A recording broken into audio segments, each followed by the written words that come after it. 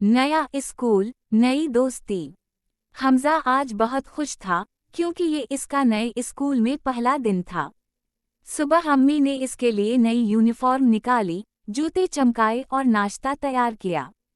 हमजा ने जल्दी जल्दी नाश्ता किया और बस्ता उठाकर अब्बू के साथ स्कूल जाने के लिए निकल गया। जब वो स्कूल पहुंचा तो एक बड़ा गेट और रंग बिरंगे फूलों से सजी इमारत देखकर खुश हो गया।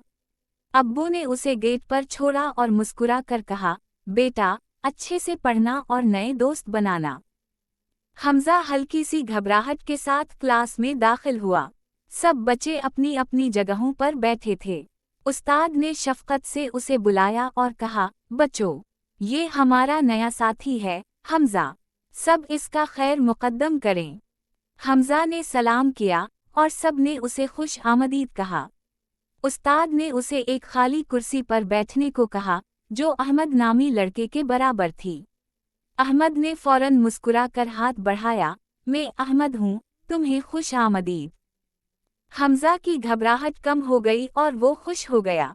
फिर क्लास शुरू हुई। उस्ताद ने दिलचस्प अंदाज में सबक पढ़ाया। वक्फे में अहमद ने हमजा को स्कूल के ग्राउंड, लाइब्रेरी और खेल के मैदान दिखाए।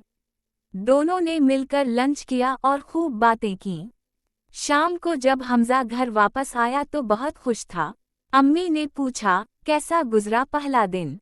हमजा ने चमकती आंखों से जवाब दिया, बहुत मज़ा आया। मैंने एक नया दोस्त भी बनाया, अहमद। अम्मी ने खुश होकर उसे गले लगाया और कहा, माशा अल्लाह।